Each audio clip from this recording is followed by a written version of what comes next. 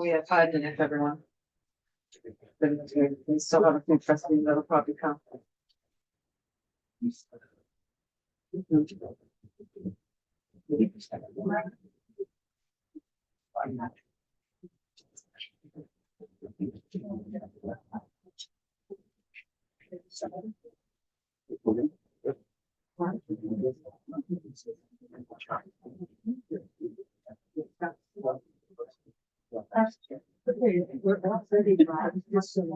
Okay, yeah. That's right. We have that. Forgot about that.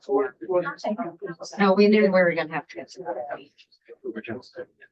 We just had that presentation last week.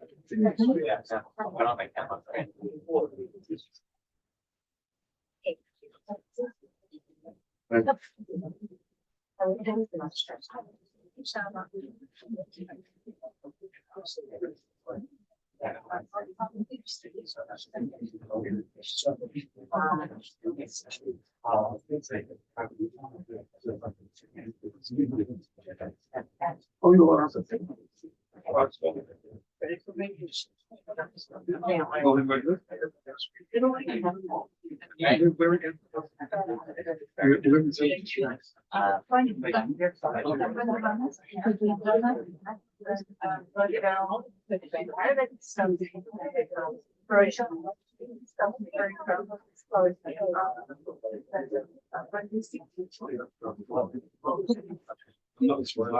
Oh, spending money for you. Yeah. She's actually. Right. I remember I should be up in 2 years. Right, I know, yeah. Arabella. Yeah, so interesting. We didn't send them again to start up. I'm sure you gotta get to do something. Yeah.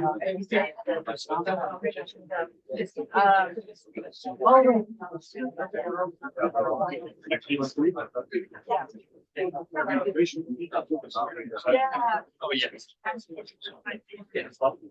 Fine job. We're very excited.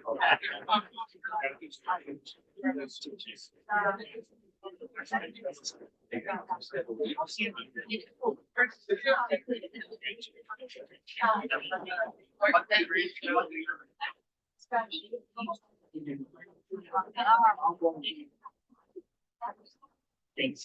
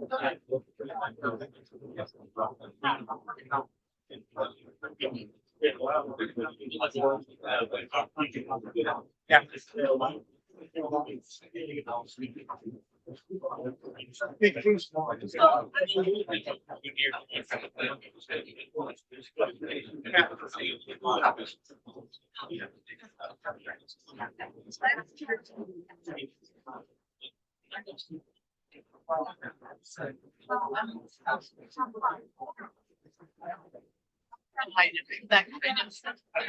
That was a great idea. Yeah.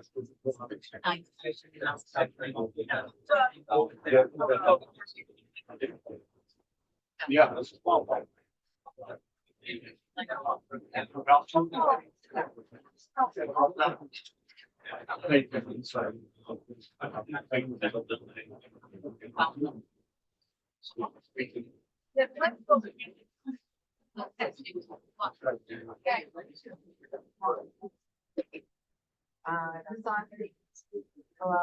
Don? Oh, it's me. Okay, remember, first of all, welcome everybody. This is great. I hope that you continue to come to these meetings so that we're not here alone all the time. We have to use the mic. Remember, we have the ADA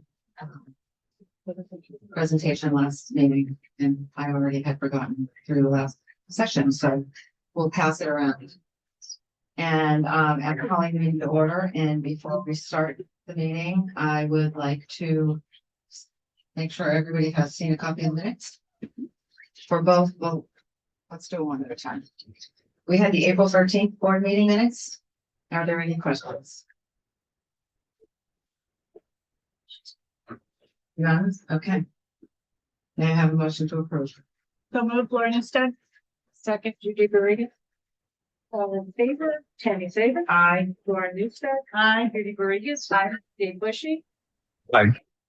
Troy Clarkson. Aye. John Flores. Aye. Big Joe McGrail's here yet, but Judy Quinn. Aye. George Bassmatikas. Aye. Thank you. Now we move on to the next set of minutes for the special board meeting on April 22nd. Are there any questions or comments? Hearing none, may I have a motion, please? So moved, Laura Newstead. Second, John Flores. All in favor of Tammy Saber. Aye. Laura Newstead. Aye. Judy Borregas. Aye. Dave Bushy. Aye. Clarkson. Aye. John Flores. Aye. Judy Quinn. Aye. George Bassmatikas. Aye. Thank you very much.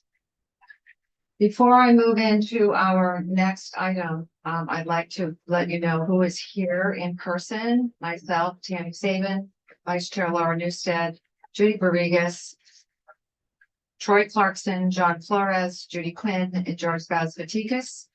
And Dave Bushy is on remote. I do not see Joe yet. So I would also like to welcome our incoming interim president, Dr. Kennedy. Welcome. And also I'm going to turn it over next. We're going to switch up the order of business. Oh, I also forgot to tell you about two things. One, ACCT Leadership Conference is coming again already. And the reservations have to be in by August for early registration. So if anyone, it's in Chicago this year, October 21st to the 24th. So if any of the trustees are intending on joining us, then you need to let Jen know as soon as possible. So she can get us registered for the pre-registration price. Also, I wanted to let you know, I think this already went out in a college communication that I did receive the approval from Commissioner Ortega to have Dr. Kennedy join us on July 1st. So we welcome her. And then next, I would like to introduce Attorney Dina. I'm not going to try to say your last name. That's fine. Dina is our Chief Legal Counsel for the Department of Higher Ed, and she is going to give us an overview of what is going to happen next and what happens with the full presidential search, committees, etc., and what our requirements and obligations are. Thank you. You may take it. Thank you. So hello, everyone. My name is Dina Papanicolaou, and I'm very happy to be here. Thank you for inviting me to speak with you. I always appreciate the opportunity to speak with local boards of trustees, especially on topics related to presidential appointments. The search, selection, and appointment of a community college president is one of the most important functions and responsibilities of a community college board of trustees, if not the most important function and responsibility. So your work overseeing and informing this process that you're about to kick off is of critical importance. Each one of you will be bringing a unique and important perspective to this work, and we greatly appreciate your time and your expertise, and we're confident that with the full participation and engagement of this board and with the search committee that I understand you'll be appointing in short order, the final outcome of your work will result in a successful search and appointment. So little bit about myself. I am the Chief Legal Counsel for the Board and Department of Higher Ed, and I've been with the Board and Department for over 15 years. And over that time, I've helped to facilitate at least 30 community college and state university searches. And I'm also the chief architect of the Presidential Search and Selection Guidelines, which I'm going to summarize for you briefly today. So feel free to use me as a resource throughout this process. I'm here to assist you and primarily to assist my colleague, Gina Yarborough, who I know is with us here today and with whom I work very closely on all of these presidential searches. And I look forward to providing any assistance that I can with you on your search. I do have a PowerPoint that I helps organize my thoughts and organize the conversations, but I would need screen sharing ability to be able to run that. Is that something that I can have, Chair Sabin? Oh, yes, Joan is going to give you that now, I think. Try. I might need COVID. We have IT in the room also, so. My apologies. I probably should have put you on notice of that earlier.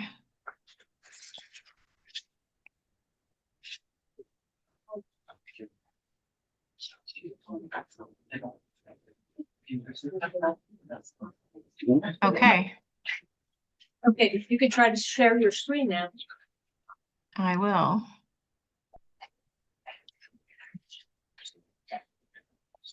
One more time. Okay. Can you see my screen? Yeah. Yes. Great. I will start the slideshow from the beginning.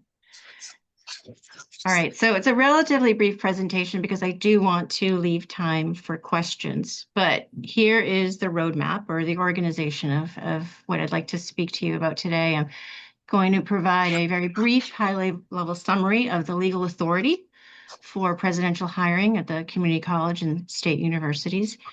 High-level summary of the search, selection, appointment, and removal guidelines that the Board of Higher Education promulgated in 2013, and paying particular focus on the Board of Higher Education and Department of Higher Education touch points that are going to happen along the way during the search, mainly with Chair Sabin or with the chair of the search committee, and touch points that I will have with Gina Yarborough, your legal counsel.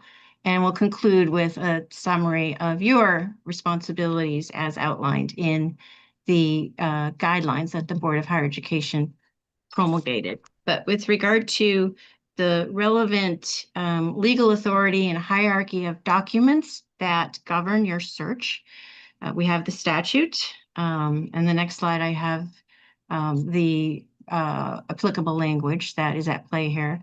We have the Board of Higher Education's implementation procedures, and I have two technical assistance documents that I will send along after this meeting.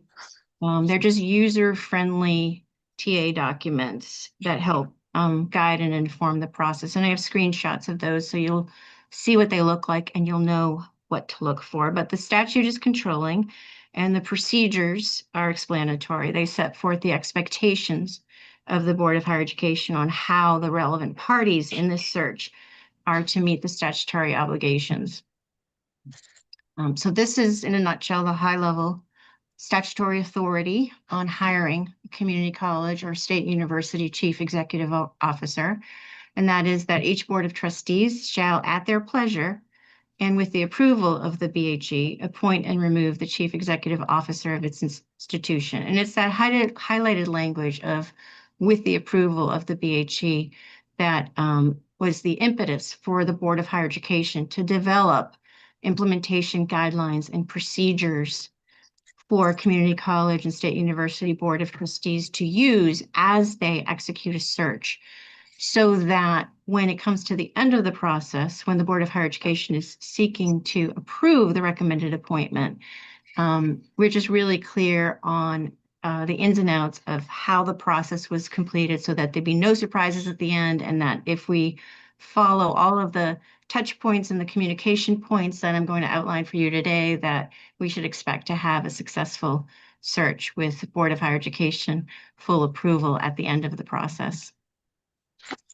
So a little bit more on the governing authority of the Board of Higher Education. It's this is included within the Board of Higher Education's important governing authority over the public higher education system as a whole. And this is the Board of Higher Education's responsibility to approve appointments and removals of presidents, and also to fix presidential compensation. And it's in furtherance of these legislative requirements and consistent with the Board of Higher Education's overall fundamental goal to achieve a well-coordinated and quality system of public higher education and to establish coordination between and among all community colleges, state universities, and the UMass system, and resolve conflicts of policies of operations. And it's pursuant to all of this governing and coordinating authority that the Board of Higher Education promulgated these search and selection guidelines. We developed these guidelines after extensive stakeholder feedback, and the guidelines seek to strike a balance between state university and community college board authority to appoint presidents, quote, subject to the approval of the BHE. And it establishes minimum procedural expectations for Board of Trustees to use in conducting the presidential searches. The guidelines also delegate to the commissioner significant authority to act on behalf of the Board of Higher Education throughout the process, which we trust you'll find helpful because it will help expedite the process, allowing the commissioner to approve matters along the way and to work very closely with the chair. And as I indicated, it includes several touch points. The guidelines include several touch points between the local board chairs and the Board of Higher Education acting by and through the commissioner. And these are the main touch points between your board and my board through our commissioner. And that is, first and foremost, the commissioner has the statutory authority, not just under the guidelines, but the statutory authority to appoint a Department of Higher Education or Board of Higher Education member to the search committee. The commissioner does this expeditiously. Once you're pulling together the search committee, he will provide you a name of a representative who'll be on the search committee, who will be a liaison to him, who will work with me, who will work with Alex Demo, our trustee relations director, to help facilitate the search. And it's typically a Department of Higher Education staff member. Occasionally, a Board of Higher Education member volunteers for searches, but more often than not, it is a Department of Higher Education senior team level member. The commissioner also must approve the presidential profile, also called the job description. And we do act on this expeditiously. We do try to turn it around within 24 to 48 hours, maybe 3 days if necessary. And under the guidelines, the commissioner must have the opportunity to review the applicant pool selected by the search committee for interviews. And this is the large pool. Usually it's, there's no magic number, but anywhere between like 10 to 15 individuals who are going to be interviewed by the search committee in executive session. The commissioner has the opportunity to review this pool. At this stage of the process, the commissioner is basically reviewing it to ensure diversity of qualifications, of perspectives, of experiences, and yes, of racial, ethnic, gender diversity, just seeking to make sure that the search committee has cast a very broad net. At this stage of the process, the commissioner has the authority to ask the chair and the search committee to add additional candidates if he does not think that the search committee pool is broad enough. He has no authority to ask you to add a specific candidate, just to broaden the pool if he doesn't think that you cast the net broadly enough. And he has no authority to remove any candidates, just authority to ask for perhaps a broader pool. That has perhaps happened once or twice in the past, but it is a responsibility that the commissioner takes seriously. And then finally, the commissioner is to be extended the opportunity to interview the 3 to 5 finalists selected by the search committee, a recommended finalist, and he extends this opportunity to the full BHE. Usually 1 or 2 BHE members volunteer to conduct these interviews with him. These interviews are conducted in open session, and they're timed with the interviews that you'll be conducting and the campus visits that these 3 to 5 candidates are selected. We coordinate the timing accordingly. And after he interviews the 3 to 5 candidates, the commissioner conveys his comments and impressions to the local board chair. He doesn't rank candidates, but he just offers his general observations and comments. And then the final touch point, which I'll probably repeat in the subsequent slide, is that after the local board votes, after you vote to recommend one final candidate to the Board of Higher Education, the Board of Higher Education, the full Board of Higher Education, has the opportunity to interview the candidate in open session during a board meeting or a special meeting if necessary, and votes to approve the recommended appointment along with the terms of appointment. So I got ahead of myself and already covered this slide, but just briefly, and I've gotten this question before, your responsibility as the local board is to recommend one candidate to the Board of Higher Education. You can't recommend 2 or 3, but one candidate to the Board of Higher Education. And your final vote on this one candidate typically also includes a delegation of authority to the chair of the board to work with the department to negotiate the terms of appointment with your final candidate, primarily the salary and any other terms that may come up. And this slide shows you what the Board of Higher Education's typical motion language looks like, that the board votes to approve the recommendation of the Cape Cod Community College Board of Trustees, recommending fill in the blank as the next president.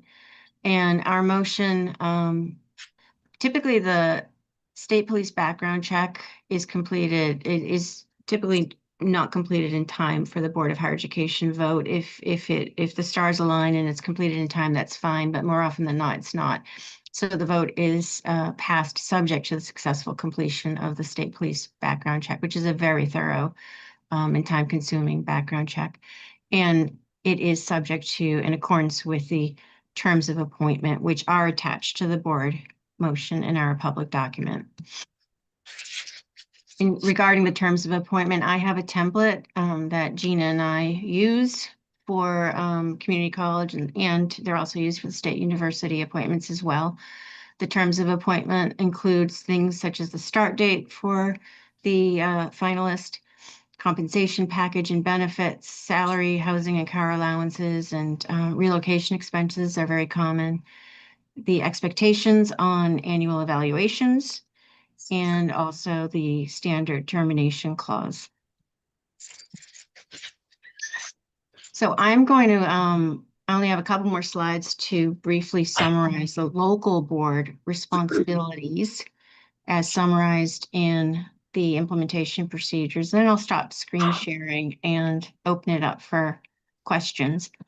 You will see you see an asterisk and a note at the top of this side saying "see at a glance" chart. I will forward those after this meeting.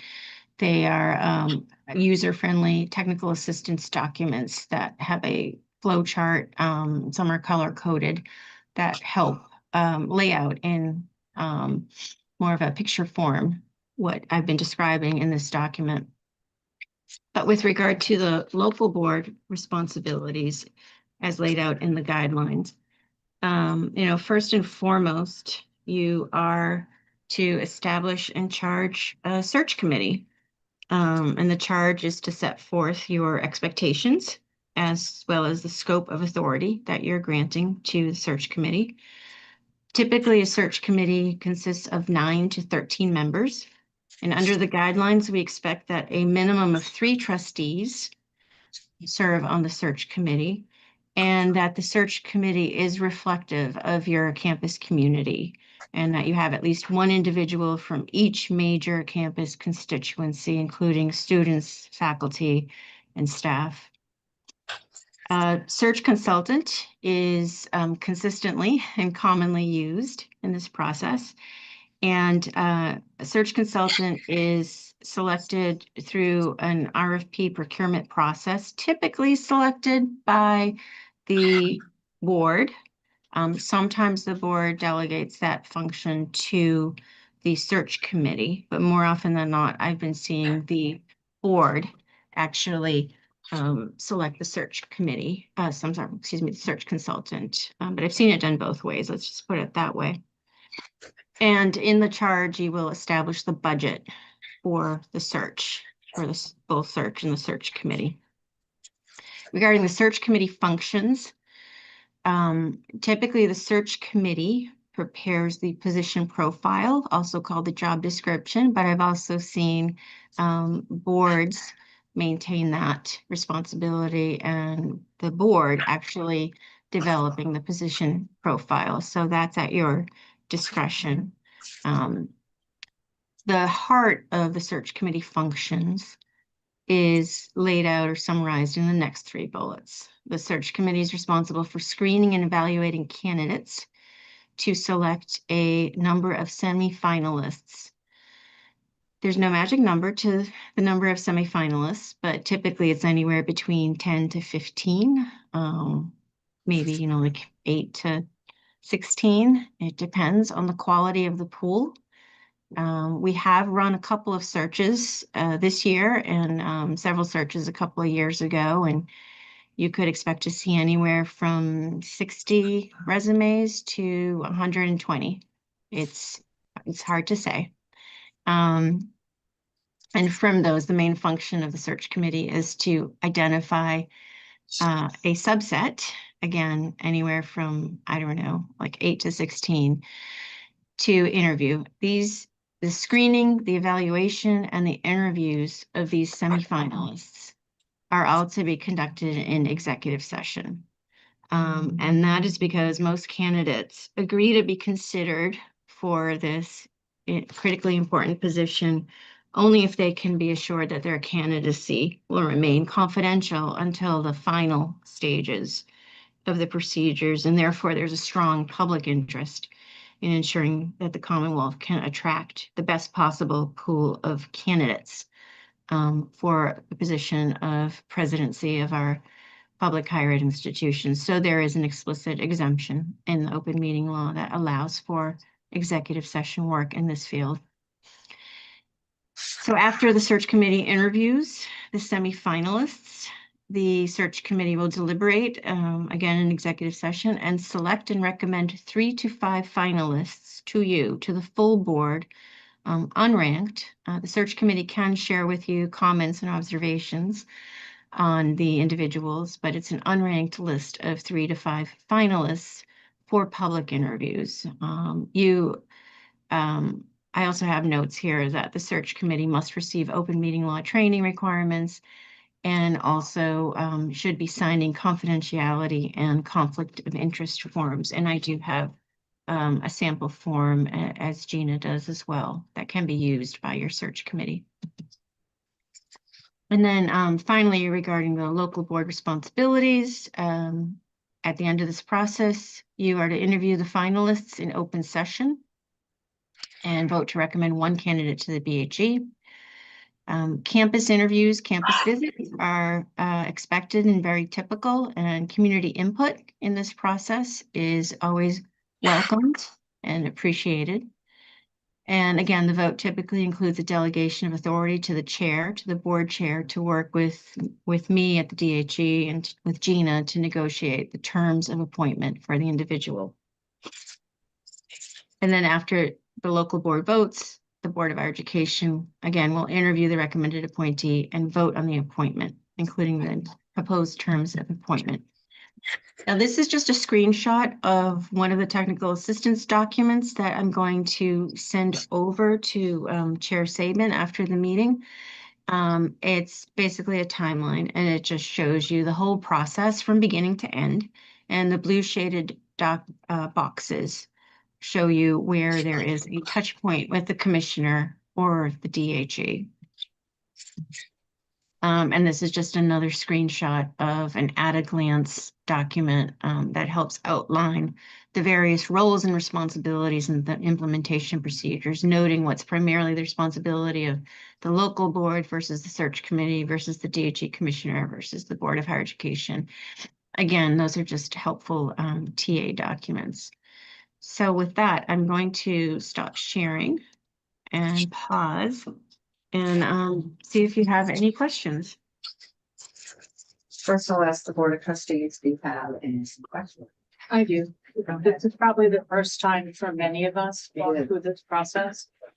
Does HR play a role at all, either administrative support or does HR do anything to assist? Oh, you the mean process? like, Oh, I'm so sorry. sorry. Sorry about that. My question is, being that this is the first time probably for, I think, all of us on the board going through this process, I'm sure we have several questions. My question is, does HR play a role at all in the process? Yes, typically your HR coordinator or your affirmative action officer, I'm not quite sure what title you are using, does participate in the search committee meetings, typically as a non-voting member, and is there to provide assistance and guidance throughout the process. Since I'm holding the mic, I'll ask another question. What are the applicants supplied with as far as salary ranges, benefits? Do they have this information ahead of time? They will have that information when it comes closer to identifying the 3 to 5 finalists and perhaps even the 10 to 15 semifinalists. The commissioner will have a conversation with the board chair and will provide the board chair with a range.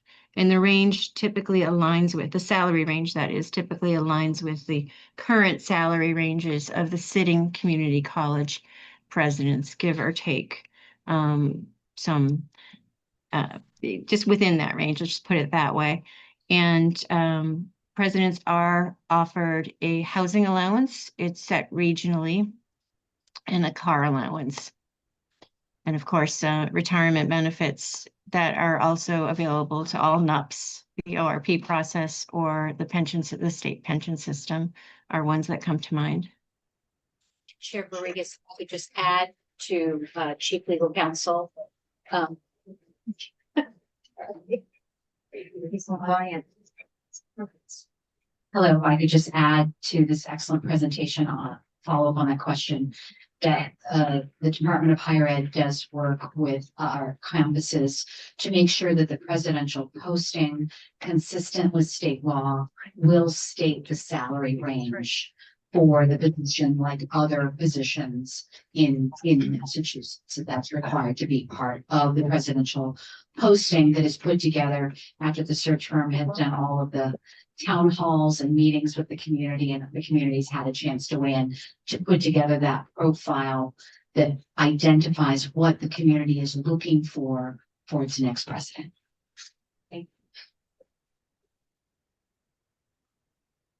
More questions? Right. Thank you for that very detailed presentation. That was very helpful. I'm Troy Clarkson, a member of the Board of Trustees. My question is on, well, first of all, an observation. And John, from your experience as a town councilor, this process is very similar, other than the Board of Higher Education, to what you see in cities and towns in Massachusetts as they're hiring chief executives. And I've been hired several times through this process very similar to this as a town manager. So for folks that are here observing, it's something that would be familiar to folks that have seen that. My question is, are there specific guidelines on the members of the search committee? How are they typically chosen or appointed? Is it a trustee's decision on the makeup there? So the board, your board, will be establishing the search committee, and it's our expectation that the chair of your board, Chair Sabin, will take the lead in this process. Our guidelines do have a section on the selection, and composition. I'm sorry, I'm having a hard time talking today. A little bit of a cold of the search committee. Typically, the search committee should have like 9 to 13 members. Again, must have a minimum of 3 trustees and we like to see it reflective of your campus community. And we'd like to see representatives from each of your campus constituency. The board has discretion on who actually serves on the search committee and how the search committee members are selected. I mean, you can take nominations if you like from entities on your campus, or you can just consult among yourselves. But we would like to see the search committee reflective of your campus community. Excellent presentation. I'm John Flores, a member of the Board of Trustees. I've done a lot of searches in the past in my own career, both in higher ed as well as the school superintendents and town managers, as Troy suggested. My question is, you mentioned that we will have the authority to hire a search consultant to work with us. Does the board, as they have in the past, have a recommended list of who those folks might be? I mean, I know a lot of them across the Commonwealth and other parts of the country, but is the Commonwealth in a position to make recommendations? We do have a list of search committees that we have successfully engaged with in the past. We don't tip the scales one way or another by recommending a particular search committee, but we would be more than happy to share with you a list of search committees that have led successful searches in the past. I'm talking search consultant in that committee. I'm sorry, I meant that was my mess up. I meant that the search consultant. Yes, that's correct. Thank you. That was my question. Right, Troy asked my question already. Any other questions from the Board of Trustees? Any? You asked in general what the average time is. Oh, is there a average time frame that we should be expecting this to take? I've heard 6 months. I had heard that too. I think that. Yeah. 6 months sounds about right. And there is a cycle to all of this. You are starting in May, which you're getting an early start, which is great. Usually we have boards that are starting a search in the fall, and we strongly encourage them in that case to kick off the search before December, because usually we see a cohort of individuals who are looking to make a change, making their decisions in December, January, February. But in terms of a timeline, what you heard is accurate. At least 6 months sounds like a reasonable set aside for this. Great, thank you. Questions from any of the leadership team? And I am actually going to ask those of you who are here, I'm glad you're here, and I'm glad you get to hear about the process. If anyone has any questions, I would ask you to ask them now. We're clearly very early in this stage, so we have a lot of work to do, and we hope to work together with you to form a committee that's representative, as she said, of all of the constituents and groups. So. No questions? Questions? Okay. Oh, there is a question.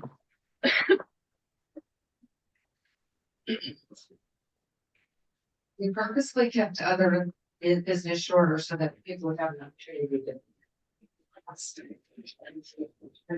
So, how are the constituencies identified? Like, You need to put the mic a little closer. how are the constituencies identified? Because I think I heard stakeholder groups, and then I heard constituencies, and ultimately reflective of the campus. So, like, how and who decides what that looks like? I am thinking we're going to do that together. So that we can make sure that you're represented in the way that you want to be represented. We do want you to be represented. I mean, clearly you are the ones that are here day to day. We are not. So we do our best to do what we can for leadership and policy change and taking on responsibility. But we want to make sure this is a collaborative process. I would just add as well, as Chief Legal Counsel Papa Nicolau was laying out, the VHE guidelines actually identify and lay out to make sure they're representation from students, faculty, staff. It talks about other types of constituencies that may be applicable, whether consideration of foundation, the community, But they do outline in the guidelines to make sure that all voices are represented. The search committee is such a key group of just doing that preliminary screening for ultimately the board's selection. And the other piece that I'll just add from operationally is that there's so much opportunity for input in addition to the search committee coming up with the 3 to 5 applicants or finalists, that those individuals will be invited to campus, that there'll be opportunities to have meetings for everyone to have opportunities to ask questions and to fill out surveys and provide feedback on the candidates that then get taken into consideration, as well as Attorney Papanicolaou highlighted that there are also members of the Board of Higher Ed and the Commissioner who are also interviewing. So there's lots of opportunities, and those meetings can also happen in more smaller groups of those constituencies. So for example, there might be a meeting with the candidate with students, or there might be a meeting of the candidate with faculty and staff, named CCC, so that everyone gets an opportunity to meet and to weigh. Yeah, I just want to elevate that there are multiple bites of the apple here. I mean, there's representation on the search committee, and then there is interaction with the campus community through the campus interviews with the 3 to 5 finalists. And we do expect that the Board of Trustees take into account comments and viewpoints from the constituencies and the campus communities that are offered at the end of the stage with the 3 to 5 candidates that are interviewed publicly and engage in campus visits. This is an important topic, the search committee compensation. So I'm just going to take a minute to read a paragraph from the presidential search guidelines. Hopefully you all have a copy of our guidelines or can be provided a copy of our guidelines. They're on our website. But regarding the process for selecting search committee members, our guidelines state that the process shall be determined by the Board of Trustees, provided, however, that the Board of Trustees shall provide an opportunity for any member of the college or university community to express an interest in and be considered for appointment. If the board wishes to solicit nominations from any organization, including an employee organization, it shall require that such organization submit at least 2 nominees for each available committee vacancy. And the board shall make all reasonable efforts to ensure adequate diversity, gender, race, ethnicity, and the like among members of the search committee. And I also indicated in response to a prior question that the institution's affirmative action officer shall serve as a non-voting member of the search committee. Thank you, that's helpful.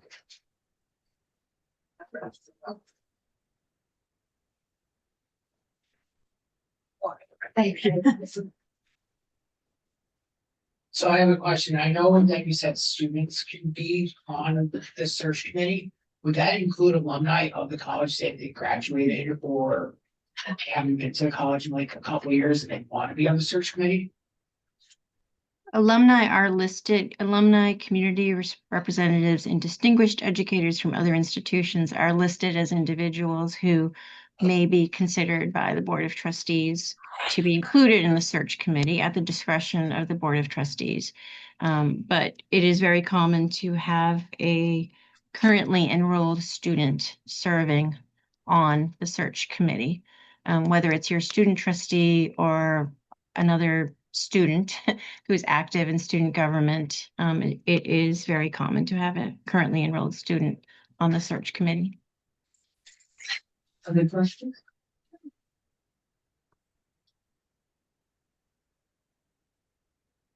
My question is that with some of our trustees who have been here for longer terms and some for lesser terms, will there be any change in our Board of Trustees before this decision is made? Are we going to keep the Board of Trustees until a new president is identified and then Noe Ortega decides who our next Board of Trustees are?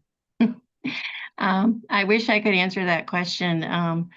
But I can offer a clarifying comment that the commissioner is not involved in the appointment process for trustees. That is entirely in the governor's hands. The governor has an appointments office, and they handle appointments for all state agencies, but all the public higher ed institutions. I know that there are several trustees in holdover status in all of our public higher ed institutions, and I can't speak to how and when they prioritize filling vacancies or addressing holdover status trustees. I'm sorry, I just don't, have that information, but it's not the commissioner's, it's not within the commissioner's responsibilities or authority. Your comments? I'm really loud, you really. You do. You really, I'm the loudest one here. Not that, how would we handle in the summertime? Obviously, us 12-monthers are here. But, dealing with students and faculty that they're not here pretty much until September, and we're starting this process in May. How do you believe it could affect us throughout these next 3 months? Are we gonna be at a standstill until September, or are we gonna be able to, oh, hi Gina, how are you doing? Yeah, that's what Gina answered that. I just had that from an operational perspective. Thank you. Hello, I just thought I could answer from an operational perspective that both the DHE and the Office of the General Counsel advises that if it's in the summer, that is pre-planning. That is the hiring of the search firm, getting all of our pieces together, but that the actual work in terms of a selection of a search committee and any meetings must be during the academic year and be when faculty and students are on campus.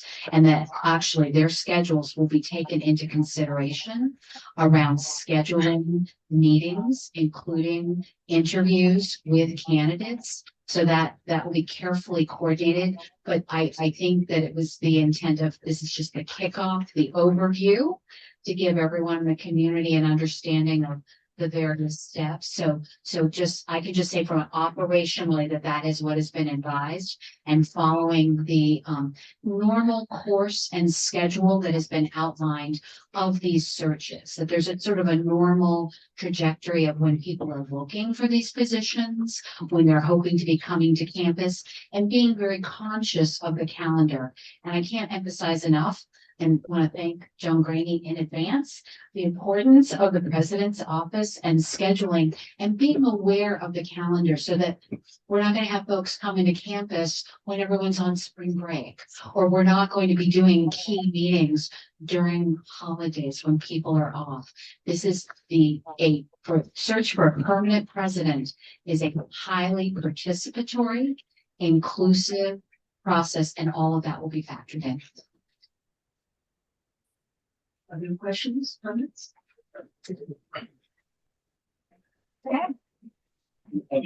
Madam Chair, not a question, but just a very quick question. Can you please make that PowerPoint available to us as a resource? Yes, I will do that. And I'll also send along the 2 technical assistance documents that I referenced in the PowerPoint. Thank you. I was gonna make sure we find out that they were all, I'm also. Okay, I think there are no more questions. That was great. Thank you very much for your open dialogue, and I'm glad that you all are here, and I hope that you'll help us participate in this process. So, moving on, I think we can move on to first of all, thank you very much, Dina. We really appreciate your time. You've been very helpful throughout this whole process for the last 6 months.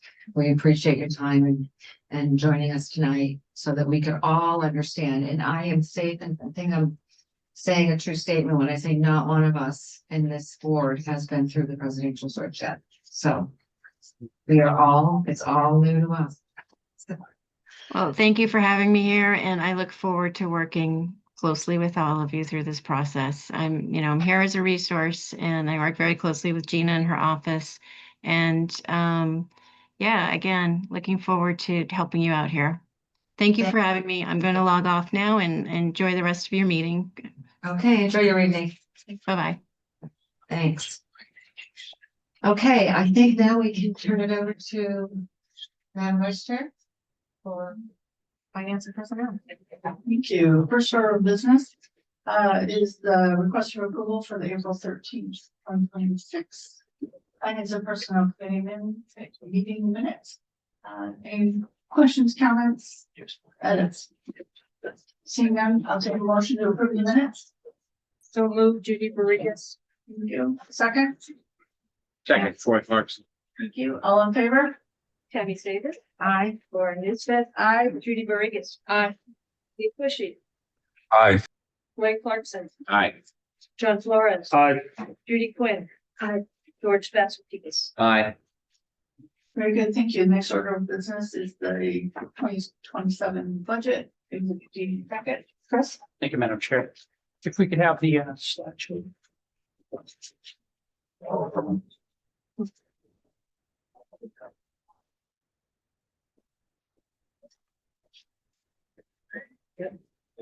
I am Christopher Clark, the CFO here at the college. So just to do a walkthrough, we did the rates, the fees at the last board meeting, and I did do a revenue overview at the last board meeting. This is actually on the expenditure side, what we anticipate for spending for the FY27 budget. FY27 is actually July 1 through June 30th, so it goes from basically over 2 calendar years. Just one of the requests that I received, and I just wanted to thank Dr. Wu from our IR department. She provided some of the demographic information on who our students are, which I think is kind of an interesting snapshot to take. In the what she did in the student profile, she took and this is the red or orange, is the student cohort as of the fall of 2025 versus what it looked like in the fall of 2019. And you could see on the adult learners, we went from 41% up to 47%. Perhaps most dramatically is the next one with the Advent Free Community College. That has brought a lot of people into the system. And we have gone from people in 2019, about 33% received Pell, which is a federal grant. And then now with the Free Community College, where we've gone from 33% up to 71%. That is a dramatic increase in terms of that. On the part-time student side, we've also seen an increase from 70 to 77. I think that also is related to Free Community College because the requirement is a minimum of 6 credits, which would be a part-time student. Most of, I think, our students are people that are working already. So that part-time, I think, is a tremendous advantage for them. In terms of female students, we have been traditionally a heavy female contingent. We have articulated up a little bit to 64 from 62%. And actually the most dramatic is on the students of color, gone from 26% to 37%.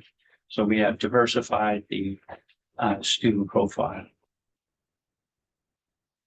In terms of the age for below 25, that is by far still the largest contingent that we have here on campus. So we have that has gone from 58 down to 53, but we have seen an uptick in 25 to 44. So from 34% to 37, and then from 8% to 10%. I think part of that is the first iteration of Free Community College was Mastery Connect, which had a requirement that you had to be 26 years old or older in order to qualify. So I think that really brought people out in that age bracket. And just to show it a little bit differently in terms of what people are getting in terms of aid, and it's probably about 30 different funding vehicles that students can have. So it really is very unique to each individual. But just kind of rough numbers here that the Pell Only, which was the federal financial aid, you can see that went modestly from 861 up to 1,083. The Free Community College, which I think 2023 was the Mastery Connect, as I alluded to earlier, was 147, and now it has 1,204 in 2025. And then on Pell or Free, you can see that as well. gone from 9 up to 595, so a fairly significant increase. On the neither Pell nor Free Community College, some people do not qualify. So that number is, in this case, it's gone down. In our case, if you have a master's degree or a bachelor's degree, you do not qualify for that. And there are others in which people just come in and take a limited number of classes that don't qualify. And if you're from out of state, you would also not qualify. And on the right, it's just the percentages to reflect those trends. On the funding, so on the revenue side, just to kind of highlight a little bit, these numbers haven't really changed too much. The two changes that we made is one on tuition and fees, took a deeper dive and looked at that to come up. But you can see that is really, we've had about 25 to 15% increases. I think we've been over 25 for about 4 semesters in a row. Last semester, we're at 17% increase. So that has allowed us to capture a fair amount. So you can see we've gone from 16.8 million up to 21, almost 21.7. So a lot of the money that you'll see for the spending is actually driven by the increases in the fund. The other area that we did look at is just on the interest. The interest we continue to do pretty well. About 4 or 5 years ago, I think we generated about $35,000, and now we're already at 825. So building those reserves does have a practical effect on the operating budget. So the total amount, and it is a balanced budget, so you'll see the same number reflected on the expenditure side. So 46,890,306 is the number for 27. I did receive a request to take a look at the workforce that we currently have, just to see where people are in terms of full-time. Just to highlight, we have on full-time faculty for fall of 2025, we had 73 unit professionals, and CCC, these full-time as well, primarily full-time, 44, support staff full-time 70, and then administrators, non-unit professionals is NUPS. I should have spelled that out. So in terms of that, that totals up to about 259. This budget does include 7 positions. So a director of assessment, 1 in advising, 1 in enrollment management, 3 faculty positions, and 1 in facilities. So that is built into the 27. On the part-time side, we have the DCE adjuncts and clinical faculty 305. That will have a crossover. That's based upon the number of sections taught. So it's not unusual for a full-time faculty member to have their normal caseload, if you would, and then also do a few additional classes that they teach as an adjunct. So that number is kind of inclusive of everyone. We will try to see if we could break that out a little bit to get a better determination on that. Tutors, advisors, coaches, 57, and then the support staff part-time, 43.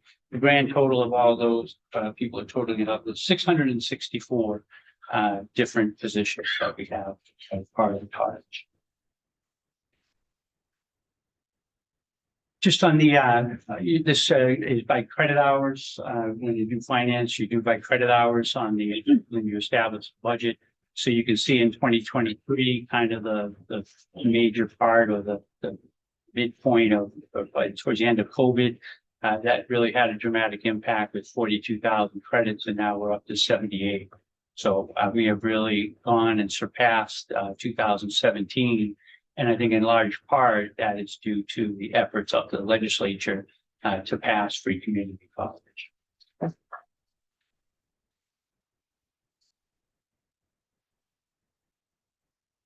So I'm going to hit some of these highlights and I'm going to jump forward and I can jump back. But just in terms of, I mentioned the total revenue is the 46,890,306, and that is reflected on the expenditure side. Now I will go back to this, but just I kind of pointed out and highlighted the different elements. So on full-time salaries, which is really the lion's share of the budget, that we have an adjustment of 7%. I have to try to estimate what I think the collective bargaining agreement will be, not only the collective bargaining agreement, but also any adjustments that are made. They're still in the negotiation process, so we won't know that until later. So a 7% number. And the other thing that we had for this year, and we have historically had this, we have different grants that have expired and we're keeping people on the payroll. So I saw dental assisting is one that we had a 3-year grant that did fund the dental assistant. And now that has rolled over. That's actually shown up a couple times. In this case, I think it's 2 full-time people that were in dental assisting that have been absorbed in this budget. Enrollment management, the same, and in wellness, we had I believe that was a federal grant as well that has come to a conclusion. In total, 7 new positions that I alluded to earlier. On contracted services, this is the adjuncts. They did receive a fairly significant pay increase, which is over 18 months. So it's really a year and a half. It's not just 1 year. So some of it is, and we have seen this the last 2 or 3 years, attempt at market corrections, trying to bring pay up for people. That number is also inclusive that they changed the process in which people get paid. So I tried to have some element of prediction for what those adjustments would be during the course of the year. On security, we have decided to add additional security coverage up at AMT in Plymouth. We do have a current guard up there that provides coverage for a portion of the day, but the program runs from 7 in the morning until 10 at night. So we are trying to provide some additional support for assistance up there. And then also in Hyannis, I know Hyannis, we have not had a presence there. So this budget does include in having an additional presence there in the evening hours. On supplies, we have building improvements, the rent for Sea Cape, hopefully a new building for the plan to secure something. And then security cameras and others. So we have about 500,000 set aside for that. Technology, we have an AI initiative that is funded at 150,000, and then Wi-Fi upgrades, Microsoft licenses, 95,000. The budget will also maintain a $250,000 contingency for federal changes that impact college operations. We included a similar amount in FY26, and it sounds like that may be the way we fund some of the presidential search process as I found out tonight. Chris, just a quick question on the AI initiative. Back in December and January, I had asked for. I just triggered that. Board trustee. Back in December, I had asked for an outline of how AI was being implemented here at the college. I've yet to receive anything, so I'm curious as to how that $150,000 is being allocated. What's the initiative? What's the program? Yeah, actually, I'm going to defer to President Green because that was a number that was provided to me, and just I'm sure she has an answer. Sure. So we initially started an AI task force that's doing initial exploration. The $150,000 is earmarked to go towards implementing recommendations made by the AI task force. Might also go toward professional development and training for faculty, staff, and/or students. So that's going to be outlined in more detail once we have recommendations from the task force and the committees that might also come out of that, including curriculum development, all of those pieces.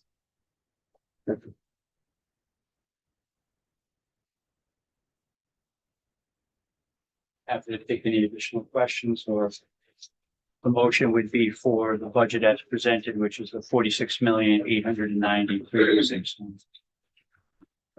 Any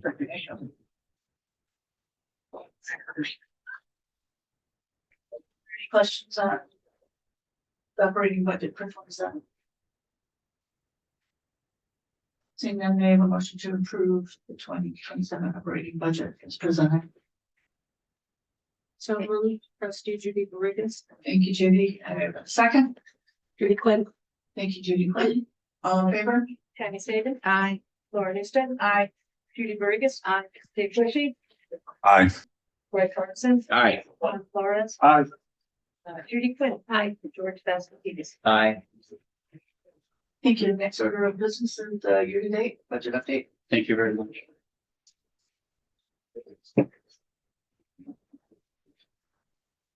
So each month we do kind of a snapshot of where we are in the budget cycle from a finance standpoint. You'll see the key numbers here to kind of that I look at is where are we from where we were at this time last year. At this time last year, we were at had about a running surplus of about $12 million. This year, right now, we're at 8.2 million. Part of that is the state has kind of a erratic way that they pay us sometimes. So sometimes it's on a monthly basis, sometimes they wait and piggyback 2 months together. So that has happened. So you'll see on the top number there in the green bar that we are $6 million or 5.7 million that we're waiting for funding from the state. I have checked. We did receive that. That came in after May 1st. So that's why it's not captured in here. So that number will, is primarily the big difference between where we are last year to this year. So again, it makes finance easy when you project a 5% increase in enrollment, you get a 25 instead of 10. So that's a reflection of a healthy free community college and increased enrollments. Happy to take any questions on that. That is strictly, so this is strictly informational, but it does look like we're having another solid year.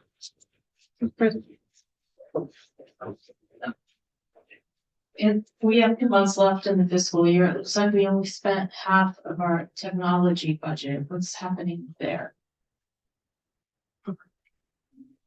If I'm reading it correctly. 3 months. This is through April.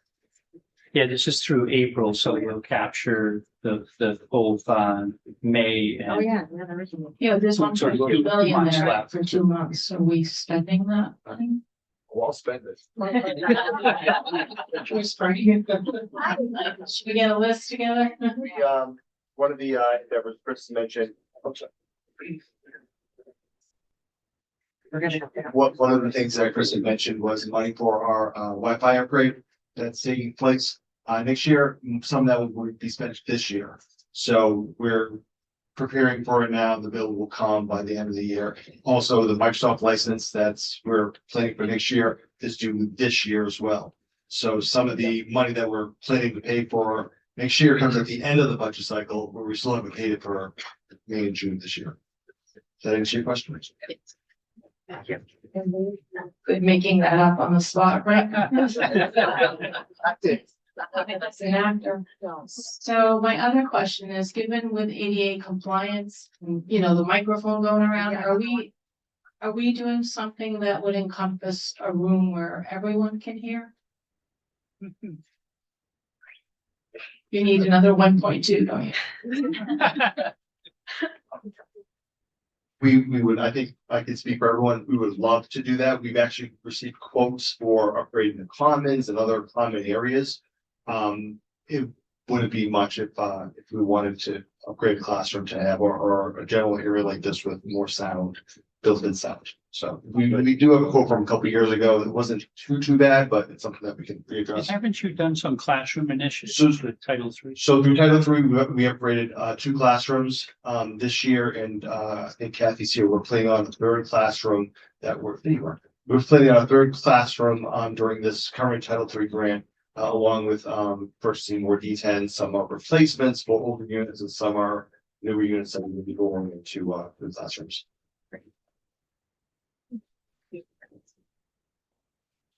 Oh, we have for a second, Mike, next time. A third one, right? We have 2, so it'll be the third on these readings anyway. There's a question. Oh. Hi. I'm a returned student. Happy to take advantage of free college. Just noticed you put up a few figures about there were only 7 new staff. It does seem like a really significant increase in students. What is the plan going forward to accommodate all of the students with the staff? I think in terms of that, we have been increasing the last 3 years staff. So this is just a one time for next year. where you see that most prominently is on the increase at 305 with 305 sections on the adjuncts. So generally adjuncts are the ones that will initially kind of pick up some of that, and then we add staff to it as we go forward. So that will be like reflected in future budgets. Well, this has a 10% increase for adjunct faculty, Right. which that 10% increase would help to fund some of those programs. I actually go through, I think, like dental was an interesting one. EMS was another one where, as the enrollment's gone up, we have, I think, the EMS, emergency medical services, we increased that budget by $100,000 because they have so many adjuncts coming in to increase. So as enrollment goes up, we try to match that. Okay, thank you. Yeah, keep in mind the enrollment jump from this year to next is not going to be as significant as it has been over the last 2 years. It will start to level Yeah. off because of the Leveling. newness of the program that's. Yeah. And we're running out of space. Hi, I'm Mike Fatlick, professor in the business department and president of Cape Cod Community College Association. I love Michelle's question. I would like to go back to Frank and just ask this one. And we did talk about it in the elevator up on the way up one day. With Claude Code, cybersecurity must be paramount on your mind. I would imagine what would keep you up late at night. And at some point, when it's appropriate, could you talk about what the school is doing to protect us? I can take it. Yeah, I can give you a quick answer now if you want. you want to come up? That would be great. And we ask the same question all the time, just so you know. Go ahead. I don't think I introduced myself earlier. I'm Frank Hughes Jr., the CIO here. Knowing the history of the school, knowing what happened a few years back, we take it very serious. So we have CrowdStrike Falcon, which if you're not familiar with it, Amazon Web Services uses it. It's premium security. It's on every endpoint. So it's on all of our servers, it's on all of our workstations, all of our classrooms. It's everywhere. If someone downloads something that the CrowdStrike does not like, it'll shut it off. It'll isolate that machine, and that machine is no longer on our network. So it's really, it's a fantastic service, which we think the bill's coming up. If we haven't already paid it, it's coming up as well. We also have additional security measures on our servers. If you're familiar with a DDoS attack, it's when someone says, hey, I want to target this particular institution or this particular website, and I'm going to flood it with internet messages. We have security on that so that if someone tries to flood us and bring us down, sometimes it's used for like a ransom. Oh, I'm going to keep flooding until you pay a bill. We have a protection that it'll veer that off to a fake website. Verizon will just dump it out and they'll never affect us. So we're really doing a lot of things behind the scenes to protect everyone on campus. I can't protect you all from giving your information away. We will still get the phishing attacks. You will see emails from me when I see many of them. That's why I always ask you to click that phish alert button. Because when we see multiple ones of those, if I see multiple ones, I'll send you all an email. I'll tell you why this is phishing. I'll highlight it for you. We also still have the note before coming out, and we'll send fake phishing attacks. And we're using Vector LMS for training, which thank you, about 75% of you, maybe up to 80% now, have done the training this year. And I'll probably send another one out come October. So we have to protect ourselves, but behind the scenes, we're trying to protect our devices as well. So we've already paid for a lot of that. You want this? Frank, Compass is yours? IT. you want to- Oh, and we also contract with Compass IT Compliance, which is a third-party virtual information security office. A lot of other schools have in-house cybersecurity. Someone in that IT department is their cybersecurity specialist. Some places don't really recognize that as being compliant because it's you're grading your own papers, to use an analogy that you guys might all understand. Where Compass holds us to a certain standard, they do certain penetration testing, they do tabletop activities with us, they do a risk registrar with us. Every year we repeat the same exercises. So there's a lot that we're doing behind the scenes to just keep the school in check. Thank you. It's just a comment and an observation.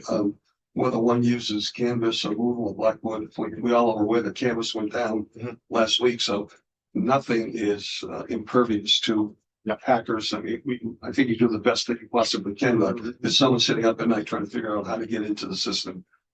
I teach using Canvas, and I was shut down doing the final exams last week, so it's not something you want to see, and not something you want to see happen, and you try to plan and stay ahead of it, but it's. Yeah, we can see when we're getting pinged from outside sources. It's happening all the time. So just because we have the protection doesn't mean that they're not trying. It's not like we have a tent on our lawn says, you know, protected by ADT. So they ignore us. No, they still try to hit us every single day. But my IT team, Chuck Phelan in particular, has done an outstanding job to protect the school. Knock on wood. Doesn't mean that won't happen or they won't try. But third parties are a great example. And there was another one, National Clearinghouse last year, that was also breached. Our information was sitting there and they just went to the source. So they didn't get us, they got someone that was associated with us. It's unfortunate, but it does happen. And these people are working 24/7 because they want your information. And this is something the board talks about all the time and fully supports. One of the things we did as well was buying the insurance Yes. after the last attack, which is really important. And that actually, Chris, we get the renewal every year and we look at what we have done. Compass is a big part of that. A lot of the security measures that we've taken has helped pay that insurance as well. Yeah, just one quick example is our insurance, this probably about 4 years ago, it was 15,000. And they said, if you don't put multi-factor authentication in your system, it will go to 150,000. And we were the first school, I think, to do that, implement that. So I know it's a pain, but it's actually. No, they love it. No. I love it. Okay. Any more questions on the budget? Did we have? Thank you very much. Yeah. No, that was on that report. Yeah. Okay. We have one more. There's a question. Yes. This 1.2 million in technology? Yeah. We have a significant issue with loaner laptops for students. It's a waiting list. Is there money in the budget to address that issue next year? Go ahead. I sit down there. Frank. So we had roughly 115, 120 laptops that we've been loaning out since COVID. I remember my previous institution, we did the same thing. We were loaning out laptops out of classrooms. The school has made a great investment in purchasing more laptops. We did run out.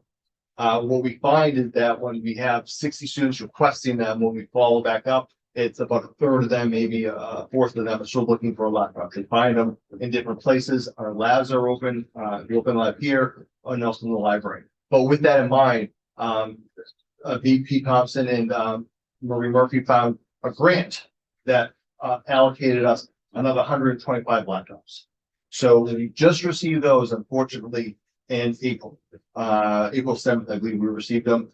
We pulled 2 dozen aside because we had 2 dozen on our wait list. Those 2 dozen, we reached out to those people, said we have laptops available for you if you still need them. And I think we rolled out 6 or 7. So people were swaying, but now I have technically overstocked. How long that will last, I don't know. But coming into next fall, we'll receive the laptops we currently have. We'll clean them up, get them ready for students again, and we'll have about double theoretically the inventory that we had this year. So hopefully we won't run out again. Thank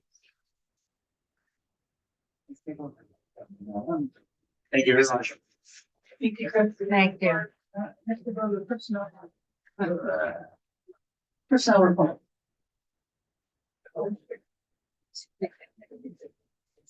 So good evening, everyone. We want to present 4 new hires for your information. The first one is Jason Edge, and Jason is coming to us as the Assistant Director in Facilities and Sustainability. He's a seasoned facilities management professional with over 22 years experience, including 14 years progressively responsible positions at National Grid. In 2022, Mr. Edge assumed the Director of Facilities and Management with Massachusetts Department of Corrections, and in 2023, he joined Massachusetts Department of Developmental Services as the Director of Core Services. With experience leading union teams, controlling budgets, and ensuring compliance with safety, regulatory, and building standards, Mr. Edge is well qualified for this position. Next, I'd like to call to your attention Jason Holmes. He comes to us as an instructor in the AMT program. Mr. Holmes is a licensed FAA airframe and power plant technician and a graduate of Four Seas Aviation Management and Maintenance Technology Program, where he earned the General Airframe Power Plant certificate in 2019. He has since acquired highly relevant industry experience, including with American Airlines, starting in January 2022, where he performs aircraft line and hangar maintenance on Airbus A320 series aircraft, as well as Boeing 737 NG Max and Boeing 777 model aircraft. I'm going to look to my colleague Eric Jones to make sure I pronounce those correctly. And so we introduced Jason to you as well. Next, we have Martina Groves Williams. She's coming to us as a certified nursing assistant program coordinator and instructor in our CCAPE division. Ms. Groves Williams has been employed by the college part-time since January 2023, when she began as a clinical instructor in the nursing program. In January 2025, she began working part-time as a CNA coordinator instructor with CCAPE. Upon earning a registered nursing licensure with Massachusetts, Ms. Groves Williams held RN positions with the town of Nantucket, our Island Nursing Home, and Nantucket Cottage Hospital. She brings many skills in the coordinator instructor role, including excellent organizational skills and advanced use of technology and resources to address varied learning styles, will make her an excellent addition to the program. Her educational preparation includes an associate degree in liberal arts from Broward College, a BS in nursing from Chamberlain University College of Nursing, and an MS in nursing education also from Chamberlain University. Lastly, for the newest hires, we have Anne Marie Maw coming to us as an administrative assistant 2 in the nursing program. Ms. Maw joins the college with 16 years of higher education administrative support experience gained under employment at Massasoit Community College, including her time as the administrative assistant 2 position in the Office of Vice President, Student Services and Enrollment Management. With strong administrative and financial skills, as well as proficiency in the use of varied technologies, Ms. Maw is well suited for this position supporting the nursing program. Her educational preparation includes bachelor's in fine arts and psychology from Clearwater State and a master's in education higher ed administration from Eastern Nazarene College. Next, we want to call your attention to a few recommendations for tenure. The first one is Marie Keogh, an associate professor in the Business Administration and Hospitality program. Professor Keogh was first employed by Four Seas as a full-time faculty member in business hospitality from 2013 to 2016. 2021, Professor Keogh returned to Four Seas in our Business Administration and Hospitality program. Since then, assessments of Professor Keogh's performance in all aspects of her role, including quality of instruction, preparation of course material, performance of college service, and advising, have been consistently positive, thus justifying a recommendation for tenure. Her educational preparation includes a BS in Hospitality Management from Johnson & Wales and an MS in Managerial Technology also from Johnson & Wales. And our next tenure recommendation is for Jacqueline Katowski. She's our learning disabilities specialist in transition. She is situated at our O'Neill Center for Student Access and Support. Ms. Katowski has served as a learning disability specialist in the O'Neill Center since July 2020. In this role, she has consistently demonstrated excellent service to students, strong professional judgment, and a deep commitment to the college's mission. Her recommendation for tenure is made without any reservation whatsoever. Her education preparation includes a BA in French from Providence College, a Master's in Education in Special Education, University of Missouri St. Louis, and a Master's in Education Transitions, University of Kansas. Thank you. All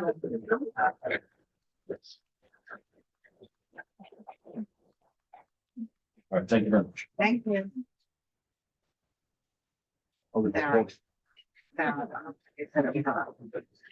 Hi, next we'll have the foundation report from Sarah. Thank you, Chair Sanders. I'm not looking at my phone, these are my notes. I wanted to, so I'm Sarah Anton, CEO of the Educational Foundation here at the college. And we are in event mode right now, but before I get into that, I just wanted to thank the folks at the college who helped us through some staffing transitions. We have a new team and we're really excited about that. And thank you. You know who you are. And strangely, 2 of you are actors. I just realized that. But yeah, we're really excited about our new team and looking ahead to the possibilities of different ways that we can support the college. So we had casino night on Saturday. Thanks to those faculty and staff and trustees who attended. It means the world to us. You spend all day with these people and then you come and spend more time with them at an event to support the foundation so we can then support you. So it means a lot to us. So thank you. We have Evening of Excellence on Thursday. Thank you to those who took the time to evaluate applications. I know it's kind of a heavy lift, but it ensures a consistent and fair process for our students. So we're excited to be awarding over 130 students over $260,000 on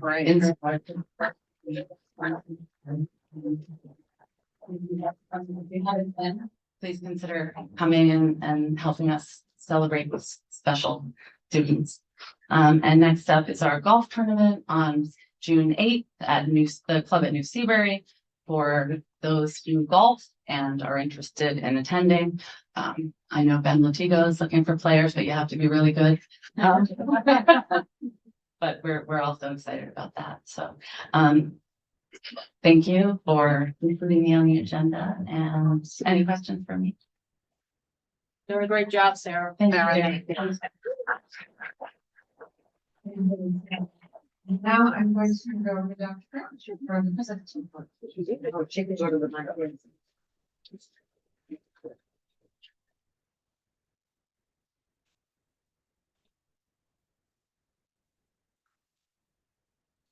Hi, good evening, everyone. I just wanted to provide a few updates and to also provide some clarity about a few things. First and foremost, about the proposed HVAC program, which is targeted to launch in April of 2027. And there were some issues that were raised about potential space planning on campus.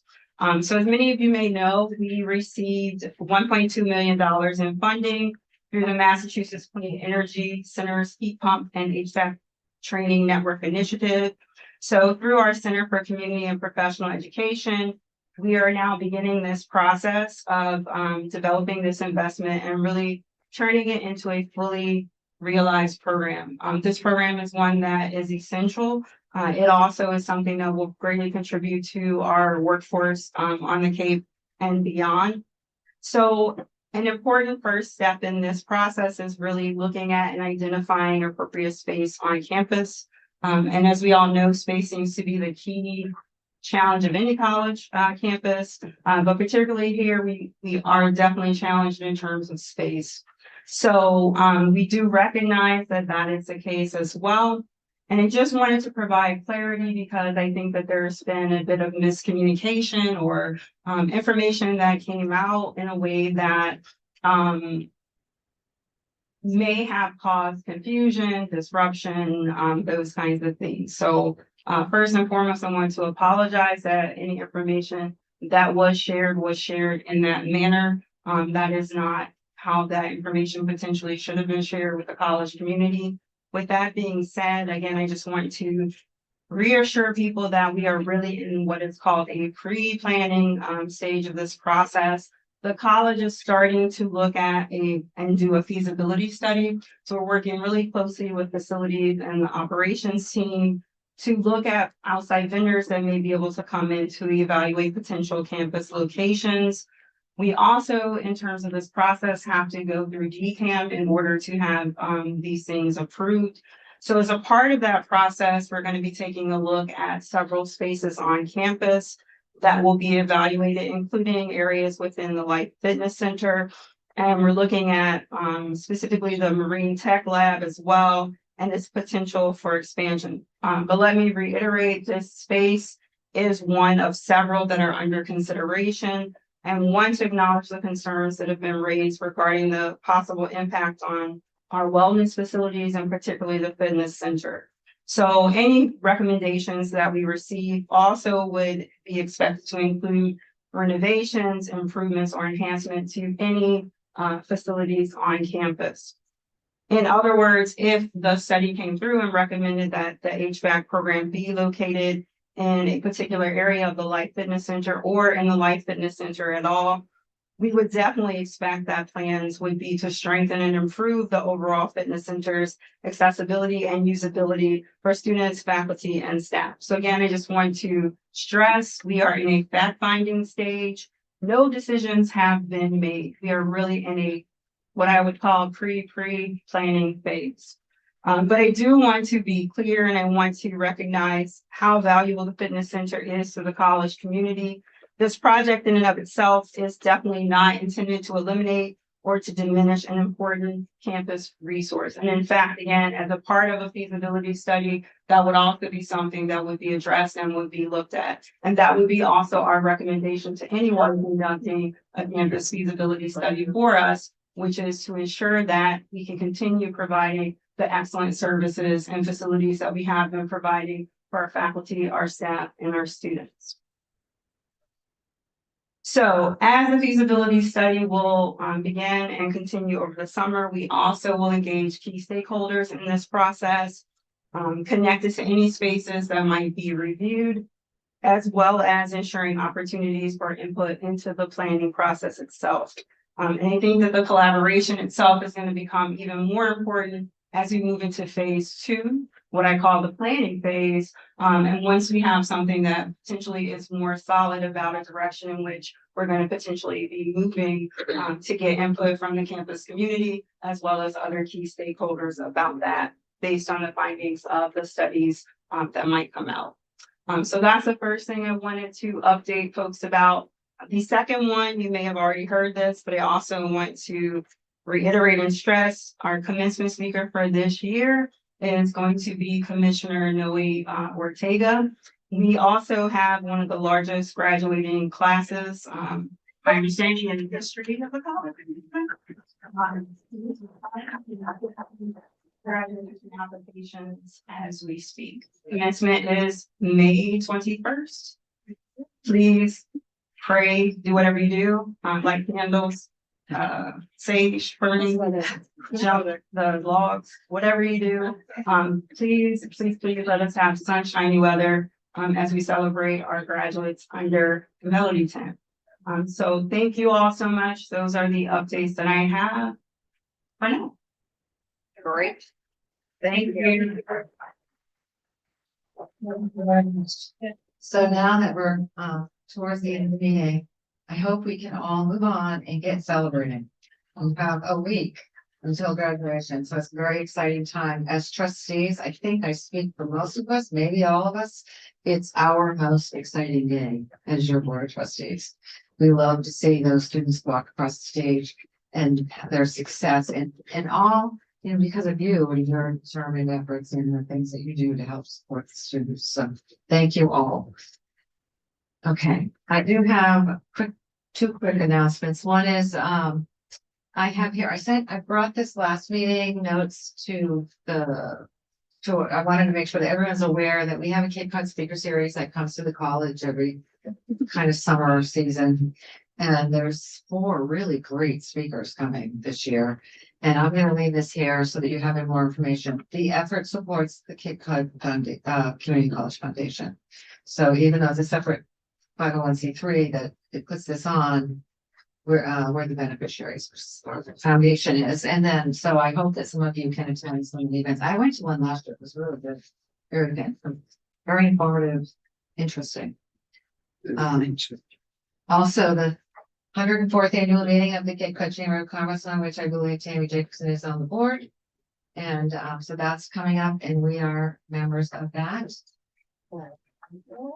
And I think that is all I had to say, except we are now at our next agenda item.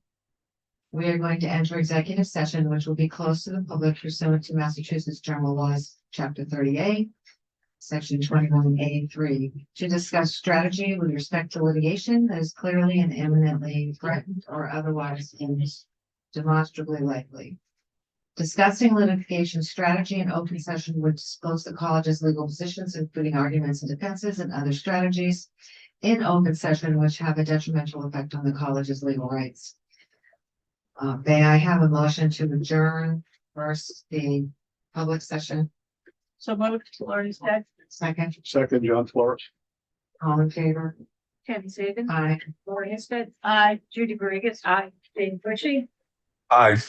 Ralph Hartson, Aye. Chuck Flores, Aye. Judy Quinn, aye, George Masterson. Aye. Thank you. Did you Madam get- Chairman, I think you should probably note that we're not returning to open session.